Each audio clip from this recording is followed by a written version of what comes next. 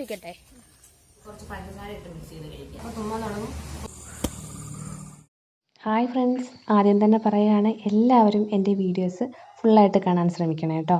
അപ്പോൾ ഇന്ന് എല്ലാവരെയും ഞാൻ രേഷ്മാസ് ഡയറിയിലേക്ക് സ്വാഗതം ചെയ്യുകയാണ്. പാർത്തമ്മോന് പനിയാണ് കേട്ടോ. അപ്പോൾ അവന് പനി ആയതുകൊണ്ട് തന്നെ അവന് ഈ അരിയും പയറും കൂടെ ഒന്നിച്ചിട്ട് കഞ്ഞി പോലെ വെച്ചിട്ട് അവന് കഞ്ഞിയാക്കി കൊടുത്തതാണ് കേട്ടോ. അതിൻ്റെ കൂടെ മാങ്ങാച്ചാറും ഉണ്ട്. തീരെ വയ്യായിരുന്നു. പിന്നെ ഇടയ്ക്കിടയ്ക്കൊക്കെ ആളിനൊരു ആശ്വാസം വരുന്ന സമയത്ത് എനിക്ക് വീഡിയോസ് എടുത്ത് തരുന്നുണ്ടായിരുന്നു കേട്ടോ. പാവം, എന്തോ കുഞ്ഞിന് തീരെ വയ്യായിരുന്നേ, ഒന്നും പറയണ്ട, ഭയങ്കര ടെൻഷനായിരുന്നു. ഒരു ക്വസ്റ്റ്യൻ ചോദിക്കട്ടെ? ഒരു വസ്തു നമ്മളെവിടെ പോയാലും നമ്മളോട് കാണും, പക്ഷെ അതിന് ജീവനില്ല. നമ്മുടെ നിഴല്. ഒരു വസ്തുവോ? നമ്മുടെ ഡ്രസ്സോ? നമ്മുടെ പാഷൻ ഫ്രൂട്ട് അന്ന് ഞാൻ കാണിച്ചില്ലായിരുന്നോ? തൂങ്ങിയാടുന്ന പാഷൻ ഫ്രൂട്ടുകൾ, അല്ല പാഷൻ ഫ്രൂട്ടുകൾ. അതാണിത് കേട്ടോ. നട്ടത് പക്ഷെ ഇതാണ്, വന്നത് ഇതാണ്. ഒരെണ്ണം മാത്രമേ യഥാർത്ഥ കളർ കിട്ടിയുള്ളൂ. നല്ല പഴുത്ത കേട്ടോ.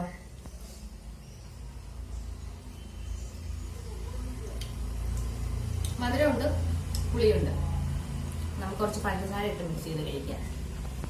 അങ്ങനെ നമ്മുടെ മുറ്റത്തുണ്ടായ പാഷൻ ഫ്രൂട്ട് പിച്ചി അതിനകത്ത് കുറച്ച് പഞ്ചസാരയൊക്കെ ഇട്ട് നമ്മുടെ പനിക്കാരന് തന്നെ ആദ്യം അങ്ങ് കൊടുക്കാമെന്ന് കരുതി. അവൻ കുടിച്ചിട്ട് നല്ല മധുരം ഉണ്ടെന്ന് പറഞ്ഞു കേട്ടോ. പഞ്ചസാരയൊക്കെ തോനെ ഇട്ടിട്ടുണ്ടായതുകൊണ്ടായിരിക്കണം. പിന്നെ ഞങ്ങളതൊക്കെ കഴിച്ചു കഴിഞ്ഞപ്പോൾ പാർത്തൻ്റെ റൂമിൽ അവൻ്റെ കട്ടിലിൻ്റെ സൈഡിനാണെങ്കിലുണ്ടല്ലോ ഭിത്തിക്കോട്ട് ഇങ്ങനെ ചെതല് കയറണം. ഇവിടെ ആണെങ്കിലേ ഈ ഒരു വഴിക്കൊന്ന് ചെതല് കയറണം. അപ്പൊ ഇവിടെ എല്ലാം ഒന്ന് വൃത്തിയാക്കിയിട്ട് ഒന്നുകൂടെ ഒന്ന് സെറ്റ് ചെയ്യാന്ന് മാസ്കും സന്നദ്ധമൊക്കെ ആയിട്ട് വന്നേക്കാണ്. അപ്പൊ തുമ്മാൻ തുടങ്ങും. തുമ്മി കഴിഞ്ഞാൽ പനിയാവും. അങ്ങനെ പിന്നെ പാർത്തൻ്റെ റൂമിൽ കിടന്ന സ്റ്റഡി ടേബിളെല്ലാം പിടിച്ചത് ആ ഹാളിൽ കൊണ്ടുവന്നിട്ട് കേട്ടോ. നല്ല വെയിറ്റ് ആയിരുന്നു പുല്ലിന് കേട്ടോ. എന്തായാലും പിന്നെ നീക്കി നിരക്കിയൊക്കെ കൊണ്ടുവന്നിട്ട് കുഞ്ഞിന് വയ്യെങ്കിലും അവനും എന്നെ സഹായിച്ചായിരുന്നു കേട്ടോ. പാവം, കഷ്ടം. പിന്നെ ബെഡും എല്ലാം പിടിച്ച് മാറ്റി. പിന്നെ അവിടെ നിന്നെല്ലാം എല്ലാം ചിരണ്ടി ഇറക്കി. ഇത്രയും മണ്ണുണ്ടായിരുന്നു ചെതല് കൊണ്ടുവന്നിട്ടിരുന്നത്. പിന്നെ അവൻ്റെ റൂം മൊത്തത്തിലൊന്ന് മാറ്റി. ഇങ്ങനെ മാറ്റിയിട്ടുണ്ട്. കിഴക്ക് പടിഞ്ഞാറ് കിടന്ന കട്ടിൽ പിടിച്ച് തെക്ക് വടക്കിട്ടിട്ടുണ്ട്. എന്നിട്ട് സ്റ്റഡി ടേബിളൊക്കെ അങ്ങോട്ട് മാറ്റി അവിടെ കൊണ്ടുവന്ന് വെച്ചിട്ടുണ്ട്. ഞാനിങ്ങനെയാണ് അടുക്കളയായാലും റൂമായാലും ഇനി കുറച്ച് നാൾ കഴിയുമ്പോൾ ഇനി വേറെ രീതിയിലാക്കിയാലോ എന്നുള്ള ചിന്തയിലാണ്. ഇങ്ങനെ ഇടയ്ക്കിടയ്ക്ക് ഇങ്ങനെ തട്ടിത്തൂത്ത് വരുമ്പോൾ ഇങ്ങനെ അതെല്ലാം അവിടെ ഇരിക്കുന്നത് അപ്പുറത്ത് മാറ്റി വെക്കും, അപ്പുറത്തിരിക്കുന്നത് ഇപ്പുറത്ത് മാറ്റി വെക്കും. അങ്ങനെയാണ് ഞാൻ. നിങ്ങളും ഇങ്ങനെയൊക്കെ തന്നെയാണോ? പിന്നെ വെയിലൊക്കെ മാറിക്കഴിഞ്ഞപ്പോഴത്തേക്കും നമ്മൾ കഴുകിയിട്ട തുണിയൊക്കെ നിലത്ത് വീഴാൻ തുടങ്ങിയിട്ടുണ്ടായിരുന്നു. അപ്പോൾ അതെല്ലാം ഇങ്ങ് പറക്കാവെന്ന് കരുതി. അതുതന്നെയല്ല, അന്തരീക്ഷങ്ങൾ എന്തോ വലുത് വരാൻ പോകുന്നു, അന്തരീക്ഷത്തിൻ്റെ മാറ്റം കണ്ടില്ലേ എന്ന് പറയുന്നത് പോലെ മഴ വരാനുള്ള സാധ്യതയുണ്ട്. കോളൊക്കെ കയറി കൊള്ളാൻ തുടങ്ങി.